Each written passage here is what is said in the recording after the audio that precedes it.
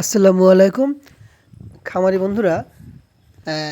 আমরা মাঝে মাঝে যদি পারি প্রতিদিন, না পারলে মাঝে মাঝে এই বাছুরদের কীভাবে রোদে ছেড়ে দেব, একটু রোদ খাবে, হাঁটাহাঁটি করবে, একটু দৌড়াদৌড়ি করবে, এক্সারসাইজ হবে, এই কাজগুলো ওদের ফিটনেসের জন্য এবং খুবই জরুরি, এবং ভিটামিনের জন্য, খাবার হজম, সব কিছু, ওদের মানসিক শান্তি, সব কিছুর জন্য এটা খুবই জরুরি।